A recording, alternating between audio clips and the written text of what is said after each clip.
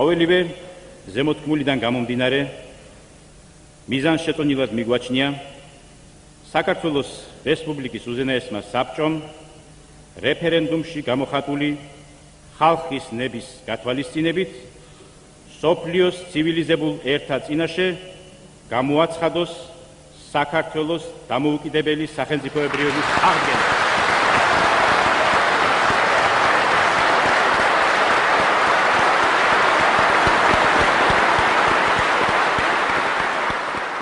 $1991 წლის 9 აპრილს საქართველომ დამოუკიდებლობის აღდგენის აქტი მიიღო. ამ დღიდან ქვეყანამ სხვა მიმართულებით დაიწყო, რომელმაც გავლენა მოახდინა როგორც სოციალურ-პოლიტიკურ, ასევე კულტურულ პროცესებზე. დამოუკიდებელი საქართველოს პირველი 10 წლეულის სათეატრო ძიებებს მიუძღვნა თავისი ნაშრომი თეატრმცოდნე თეა კახიანმა. წიგნად გამოცემულ ნაშრომში ნათლად ჩანს, რა კოლოსალური შრომაც გასწია ავტორმა კვლევის პროცესში. ნაშრომის შესავალში აღნიშნულია, რომ კვლევის ამოცანა რამდენიმე თეატრში განხორციელებული სხვადასხვა თეატრალური წარმოდგენის შესწავლა და მათ მაგალითზე თანამედროვე ქართული რეჟისურის ზოგადი ტენდენციების გამოვლენა. ხშირად თეატრზე ვსაუბრობთ ხოლმე, ესეთი აბსტრაქტული გამოდის ხოლმე ეს საუბარი და მე მინდა რომ დღეს ასე არ იყოს და მინდა რომ ძალიან ესეთი ცოცხალი იყოს ეს ჩვენი საუბარი, რომ უფრო კარგად მივიდეს მაყურებელამდე, რას ვგულისხმობთ. დიდი მადლობა რომ ესე შეაფასეთ ჩემი კვლევა, კოლოსალური შრომა გავწია, ხო არ იყო მართლა მარტივი, იმიტომ რომ ნაკლები იყო მასალა. რადგან როცა თეატრმცოდნეობით კვლევაზე და ძიებაზეა საუბარი, ჩვენ ვეყრდნობით ხოლმე გამოხმაურებებს ამა თუ იმ სპექტაკლზე, რეცენზიებს ვეყრდნობით, ტექსტებს ვეყრდნობით და 90-იან წლებში ძალიან დეფიციტურია ზუსტად ეს გამოხმაურებები, იმიტომ რომ უმრავლესობა ჩვენგანს ახსოვს ის რთული პერიოდი, რაც გამოიარა ქვეყანამ. ეს იყო ომები, ეს იყო უშუქობა, ეს იყო ყველაფრის დეფიციტი. ამიტომ რთული იყო ამ კვლევის წარმოება, თუმცა შესაძლებელი. ძალიან ვწუხარ, რომ ეს კვლევა და ვფიქრობ, რომ კარგი იქნებოდა, რეგიონებიც მოეცვა. რა თქმა უნდა, კარგი იქნებოდა, მაგრამ ეს კვლევა ეხება მხოლოდ თბილისის თეატრების სპექტაკლებს. იქ აღნიშნულიც მაქვს პრინციპში ეს მოხდა იმიტომ, რომ რეგიონებში 90-იან წლებში იყო ძალიან შესუსტებული თეატრალური პროცესები. მე მახსოვს ქუთაისის თეატრის მაგალითი, მე მაგ დროს ქუთაისში ვცხოვრობდი, მე ქუთაისელი ვარ, იქ დავიბადე და გავიზარდე.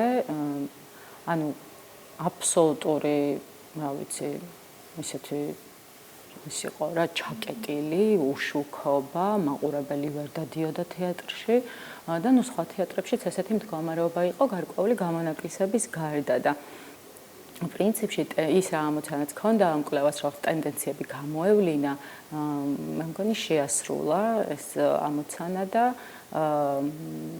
მართალია დანაკლისია, თუმცა ასახავს მაინც იმას, რაც რეგიონებშიც ხდებოდა. კვლევის ძირითადი მიგნება ქართულ სცენაზე ორი ძლიერი დისკურსის დაპირისპირება. როგორც ავტორი აღნიშნავს, პირველი მათგანი გამოწვეული იყო ქვეყანაში დაწყებული ეროვნული მოძრაობით და ხელს უწყობდა ქართულ თეატრში მის რეჟისურაში ნაციონალური თეატრის კონცეფციების შემუშავებას. ხოლო მეორე დისკურსი გამომდინარეობდა ეგრეთ წოდებული რკინის ფარდის გახსნის შემდგომ დასავლეთიდან წამოსული იმ კულტურული ნაკადისაგან, ცნობიერებისა და მსოფლმხედველობის იმ მიმართულებისაგან, რომელსაც პოსტმოდერნს უწოდებენ. რეალურად ეს დისკურსები ასახავდა ზუსტად იმ მოვლენებს, რაც ხდებოდა ცხოვრებაში. ის, რომ საქართველო მოიპოვა დამოუკიდებლობა ამ პერიოდში, იყო განსაზღვრელი იმ სპექტაკლების, რომლებიც ნაციონალური თეატრის კონცეფციას, ესე დავარქვით პირობითად, გამოხატავდნენ და პირველ რიგში არ შეიძლება რომ არ აღვნიშნოთ გრაალის მცველნი, რომელიც მარჯანიშვილის თეატრში დაიდგა.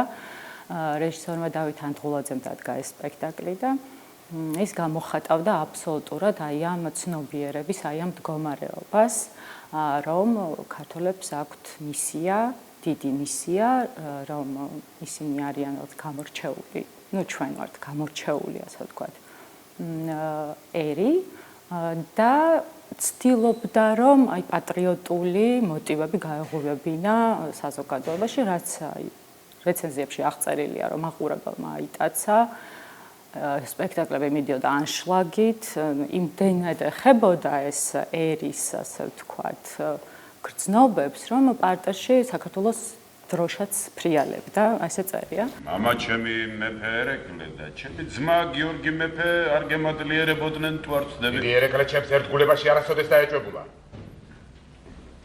სხვა ამბავია, ჩემს რჩევას არ უსმენდა ბოლო ხანებში. რას იზამთ ადამიანი უფრო რომ მოხუცობაში თუ კიდ მეფეც თავის cis ხორცისაგენ მიივთვის მეტად რაღაც მრუმე კანონების ძლევენ ხოლმე ჭეშმარიტებას. რაც შეეხება მეფე გიორგის არ დავმალავ, ახლა ჩემი მომდურავია. მით უმეტეს ვერ ჩავეთვლება ანგარებაში მისი მომხრობა. სოლომონ, შენ სიმართლის მოყვარულ კაცად მოგაქვს მუდამ თავი. ფიცის გამტეხ და უმადურ შვილს კი აკომაგები. მე მკვიდრეს ვინაც სანდერძი არ შეასრულა. ეს დისკურსი თანდათან იცვლება გლობალიზებული მსოფლიოს ტენდენციებით, რაც იხატება პოსტმოდერნიზმში. პოსტმოდერნული აზროვნება, რომელიც დაიბადა დასავლეთში, თანდათან შემოდის საქართველოშიც, ფეხს იკიდებს სცენაზე და ხოლო ჩემთვის ძალიან საინტერესო იყო დაკვირვება და აღმოჩენა სპექტაკლებში აი ამ ტენდენციების. ჩემი ძმები კი ნუ მიმიყონა იქობამდის რომ სპარსთა და მეფეთა უფლებითა დავთხარო თვალდი. ვიძებთან ერთად არც სარდალი იონე ორბელიანი და არც მუხრან ბატონი არ ამცნობენ თურმე მემკვიდრეთ. მეფობის გვირგვინის მომლოდინეთ. ჩილო დაი. თურმე ეკლესიას თეატრს ეძახი. ცისკარს სათამაშოს და წირვას წარმოსადგენს. ნუ შევ მაგისთან ღვთის გარი განსაკუთრებით. მოიქეც და ღმერთი იწამს. რაც შენ გწამს, ის მე გამიწყვება და რაც მე მწამს, ის შენ გაგიწყვეს. მე თუ დამოუკიდებელი საქართველოს თეატრმა პირველი ნაბიჯი ეროვნული თვითცნობიერების გარკვევის მიზნით გადადგა. ერთხანს მის განდიდებას მოჰყვა, მაგრამ მალევე გამოხატა დაეჭვება იმ სურათის მიმართ, რასაც თვითონაც თავგამოდებით ხატავდა. ეს დაეჭვება არის ის გარდამტეხი მომენტი, რის შემდეგაც ქართული რეჟისურის ძირითადი ძალები პოსტმოდერნისტული მგრძნობელობის ტენდენციას უერთდებიან.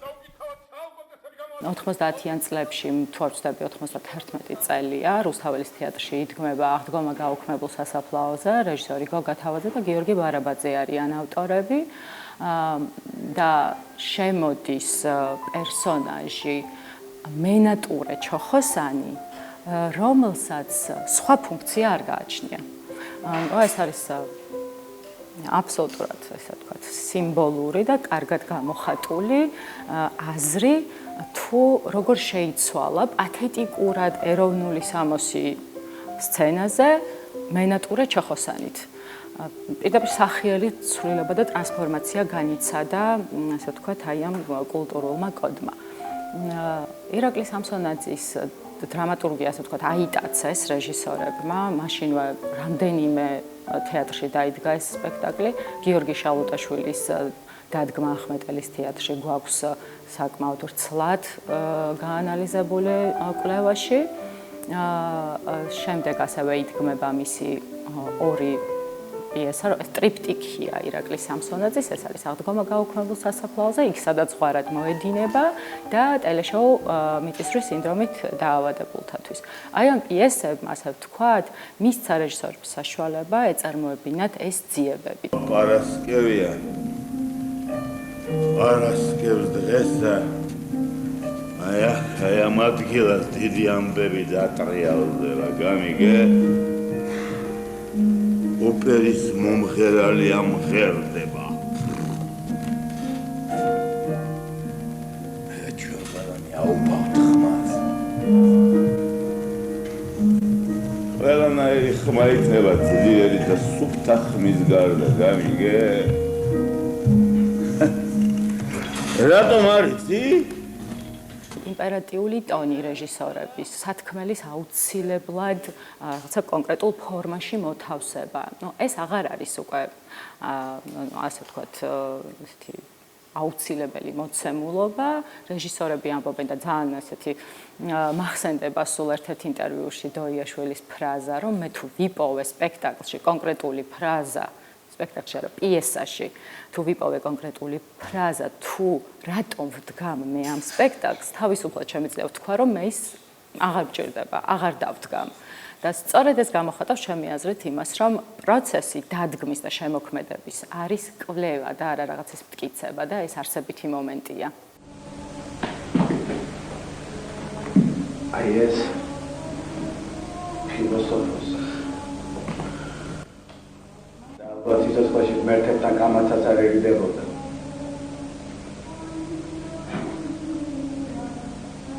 აი ეს თავი. პოლიტიკოსისა. ხედა? ეხლა მატლების ულუფა. ხარათე. აი ამას ქვია. ყველაფერი, რაც იდგმება ამ პერიოდის ქართულ სცენაზე, უკავშირდება ამ ორი დისკურსის მონაცვლეობასა და ურთიერთქმედებას. სწორედ ეს პროცესი იქცევა ყველა სხვა ტენდენციის წარმომქმნელ წინაპირობად. ეს ტენდენციებია: აპოკალიფსური აზროვნება, ავტორიტეტების ნგრევა, აბსურდული ცნობიერება, სისასტიკის გაძლიერება, სოციალურ-ჰუმანისტური პრობლემატიკის ხაზგასმა, თეატრის, როგორც სანახაობისა და შოუს გააზრება, ფსიქოლოგიური თეატრის დასუსტება, ნატურალისტური ტენდენციების გამკვეთრება. გადაცემის ფორმატიდან გამომდინარე, ჩვენ მხოლოდ რამდენიმეზე შევაჩერებთ ყურადღებას. ბევრი მოაზროვნე მუშაობდა პოსტმოდერნიზმის თეორიაზე და ზოგჯერ არის ხოლმე ისეთი განცდა, რომ ეს პოსტმოდერნიზმი შესაძლებელი არის იქცეს რაღაცა თავშესაფრად, რა რაღაცა დილეტანტებისათვის, რა, იმიტომ რომ ყველაფრის გამართლება არის შესაძლებელი, რომ აი ამას უფრთხოდი, რა. თუმცა სინამდვილეში, რა თქმა უნდა, ეს ასე არ არის და ბატონი ბიშო მეუბნებოდა, რომ ნუ უფრთხი პოსტმოდერნიზმს, პირიქით დაუმეგობრდი ამ მიმართულებას, ეცადე გაიგო შიგნიდან. და ნამდვილად აი ამ მიმართულებამ მართლა ძალიან ბევრი სარგებელი მოუტანა ქართულ თეატრს 90-იან წლებში. მან ასე ვთქვათ, აი გაანთავისუფლა ადამიანები პირველ რიგში იცით რისგან? აი პათეტიკისგან ჯერ ერთი. მეორე გაანთავისუფლდა ადამიანი რაღაც იმპერატიული ტონისგან, რომ რაც ყოველთვის გამოიხატება ხოლმე იმაში, რომ რეჟისორები რაღაცას ამტკიცებდნენ აქამდე სცენაზე, ყოველთვის რაღაცას ამტკიცებდნენ. პოსტმოდერნიზმის განვითარების შემდეგ ეს ასე არ იყო, თეატრალური პროცესი გადაიქცა უფრო კვლევის პროცესად, რამაც აი ძალიან დიდი, სარბიელი გაუხსნა ხელოვანებს საკუთარი თავის აღმოსაჩენად, ახალი მიმართულებების აღმოსაჩენად. არა მაქვს, რა თქმა უნდა, ჭეშმარიტებაზე პრეტენზია. ოღონდ მე რაც გამოვიკვლია, იმ მასალაზე დაყრდნობით ვამბობ, რომ პირველად პოსტმოდერნისტულ სპექტაკლად შეფასდა დავით დოიაშვილის სპექტაკლი, ეს იყო მეფე ლირი. და საინტერესო არის ის, რომ ერთ წელიწადში დავით ანდღულაძე დგამს აბსოლუტურად პოსტმოდერნულ სპექტაკლს, ეს არის 38, შექსპირის ჰამლეტის და ტომ სტოპარტის როზენკრანცი და გილდესტენი მკვდარნი არიან, აი ამათ სინთეზის შედეგად დამუშავებულ სცენურ, ასე ვთქვათ, იმპროვიზაციას თავაზობს დავით ანდღულაძე მაყურებელს და კრიტიკა მას არ აფასებს პოსტმოდერნულად. ძალიან საინტერესოა და ალბათ პასუხი სწორედ ის არის, რომ კარგად გააზრებული, რა თქმა უნდა, არ იყო ეს მიმართულება მაშინ 1995 და 96 წელია, ამაზეა საუბარი და თუმცა ეს გასაკვირიც არ არის, ეხლაც კი არავის შეიძლება ქონდეს პრეტენზია იმაზე, რომ ძალიან კარგად იცის და ძალიან კარგად არის გააზრებული, რას ნიშნავს პოსტმოდერნი, რას ნიშნავს პოსტმოდერნული ხელოვნება თეატრში.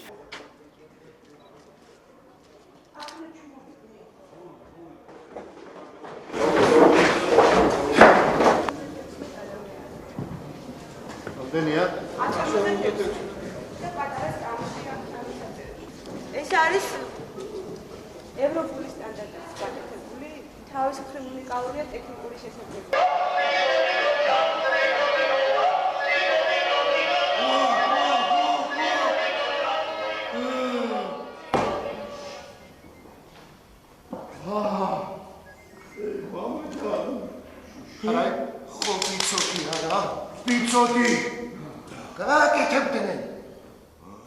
ამ პერიოდში იქმნება თავისუფალი, კერძო თეატრალური სივრცეები. მათი ფინანსური მდგომარეობა მაყურებლის რაოდენობაზე იყო დამოკიდებული. თეატრი ცდილობს გაყიდოს თავისი პროდუქტი, ანუ დააკმაყოფილოს მაყურებლის მოთხოვნები. თეატრში აქტუალური ადგილი დაიკავა სანახაობითობამ. მთელ რიგ სპექტაკლებში გამოიკვეთა შოუს ელემენტები ან მთლიანად მისი ფორმა. ასეთი წარმოდგენები მრავლად იქმნებოდა თეატრალურ სარდაფში. საუკეთესო მაგალითად შეგვიძლია დავასახელოთ ეტცეტერა, რეჟისორი ლევან წულაძე და მოგვიანებით თავისუფალ თეატრში სპექტაკლი პროვოკაცია, რეჟისორი ავთანდილ ვარსიმაშვილი, რომელთა ძირითადი მიზანი მაყურებლისთვის სანახაობის მოწყობა იყო.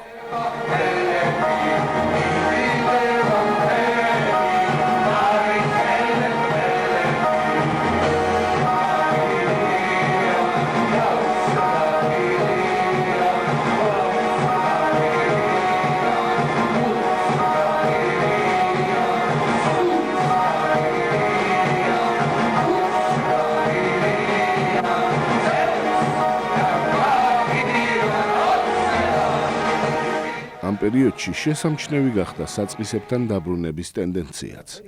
ნატურალისტური ხერხების სულ უფრო ხშირი გამოყენება თანამედროვე თეატრალური რეჟისორების ინტერესის საგანი გახდა.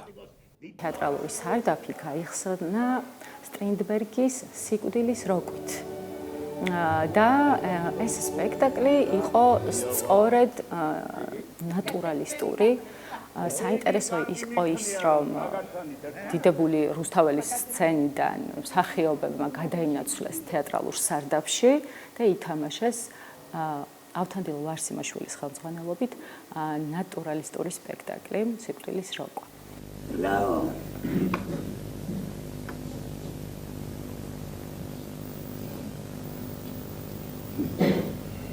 Bravo. ექიმს ცოდნია შენი ავადმყოფობის შესახებ. მერე? მერე თავს უნდა გაუფრთხილდესო. ხანგრძლივი მკურნალობა ესაჭიროებაო. თამბაქოს და სასმელს სამუდამოდ უნდა გამოეთხოვოს.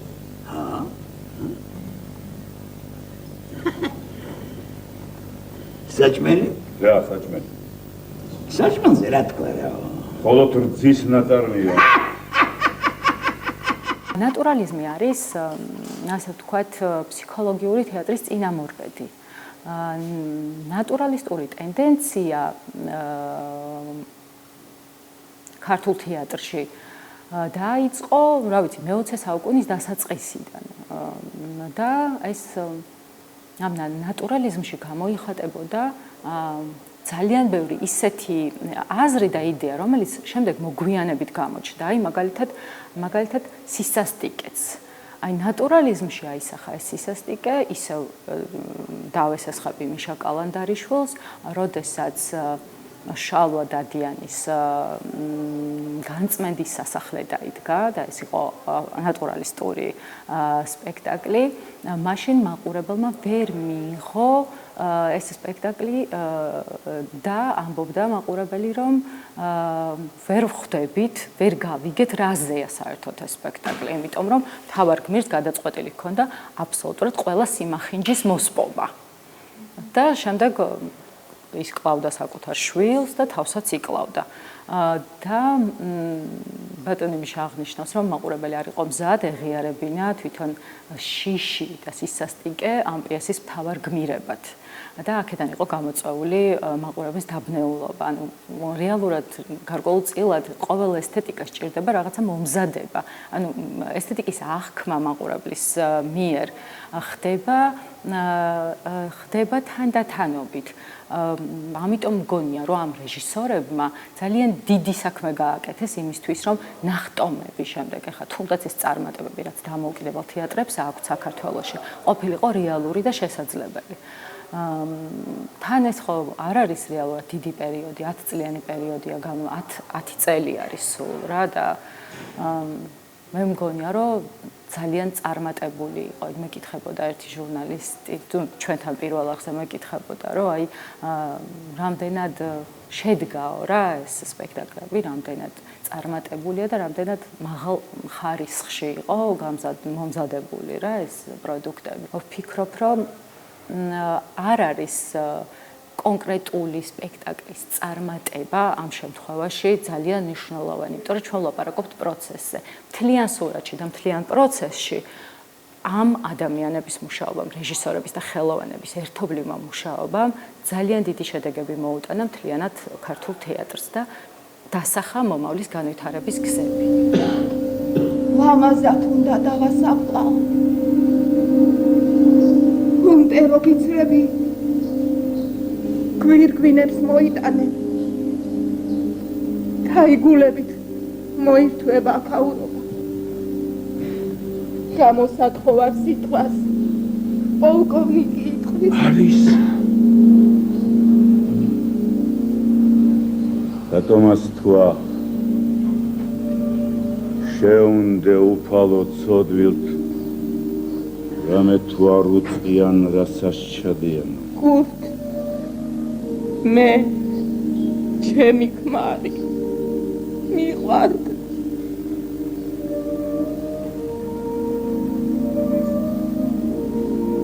იყვარდა და ზულდა ამავე პერიოდში ჩნდება სპექტაკლები, რომელსაც ავტორი სისასტიკის თეატრს მიაკუთვნებს. ზუსტად ეს მინდოდა მეჩვენებინა, რომ ანტონენ არტოს იდეები, რომელიც დამკვიდრდა 90-იან წლებში, ძალიან დიდი გავლენა მოახდინა 90-იანი წლების ქართულ თეატრზე, იყო აბსოლუტურად ახალი და აბსოლუტურად ესეთი ველი რა, რომელიც მაყურებლისთვისაც, რეჟისორებისთვისაც სამუშაოდაც იყო ძალიან ესეთი ახალი და დიდი ტენდენცია იყო. მოვიყვანე მაგალითს მოვიყვანე, ეს არის ტიტუს ანდრონიკუსი, რომელიც ავთანდილ ვარსიმაშვილმა დადგა და ომ გამოვლილი საზოგადოებისთვის ეს სპექტაკლი ნამდვილად იყო შოკის მომგვრელი. მაშინაც კი, როდესაც შექსპირმა ეს პიესა დაწერა, მანიერიზმის სახელით არის ცნობილი ეს მისი მიმართულება და მაშინაც მაყურებელს აგდებდა შოკში მთელი ეს მოჭრილი ვიცი კიდურები ეს სისხლის ეს რაოდენობა და საქართველოშიც ეს გამოიხატებოდა ასე ვთქვათ აი ზუსტად იმ იდეით რაც ანტონენ არტოს სისასტიკის თეატრით მოვიდა ჩვენამდე. საბჭოდან მოვდივართ. ვაშკაცმა დაიფარა როლი. საროლებზე რა მოგახსოვს? გაანაწილეს. თქვენ? ეს გაჭირეს. ზიზიკოსა და ნინიკოს სახსოვრად თქვენი საყვარელი მეგობარი მურმანიკოსა გადავიდა. ოი. ექტურა, მელა. სისასტიკის თეატრის ნიმუშად არის განხილული მედეა კუჭუხიძის სპექტაკლი პროვინციული ამბავი. სისასტიკე ურთიერთობის ფორმებშიც არსებობს და მე ამაზე ვსაუბრობდი. მიშა კალანდარიშვილს აქვს ძალიან კარგი რეცენზია პროვინციულ ამბავზე და სწორედ ის სისასტიკე, რაზეც ბატონი მიშა საუბრობს, არის ზნეობრივი კატეგორიის პრობლემა. რაც დაკავშირებული არ არის ანტონენ არტოს იდეებთან. სწორედ ამ ორ, ასე ვთქვათ, მიმართულებას თუ მოცემულობას განვიხილავდი მე, რომ სისასტიკე, როგორც ანტონენ არტოს სისასტიკის თეატრის კატეგორია და სისასტიკე, რომელიც არის ზნეობრივი კატეგორია, ზნეობრივი პრობლემა, რომელიც ასე ვთქვათ, საბჭოთა ეპოქის ქართულ თეატრშიც იდგა. ამას უსვამდი ხას როცა ეს მაგალითი მოვიყვანეს საერთოდ პროვინციული ამბავის.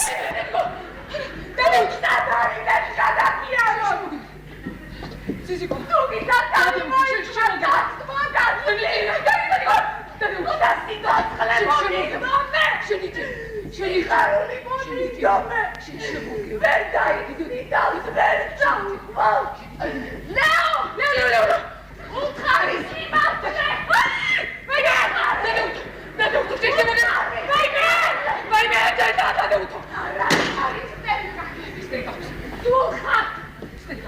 მეგრის დღებით.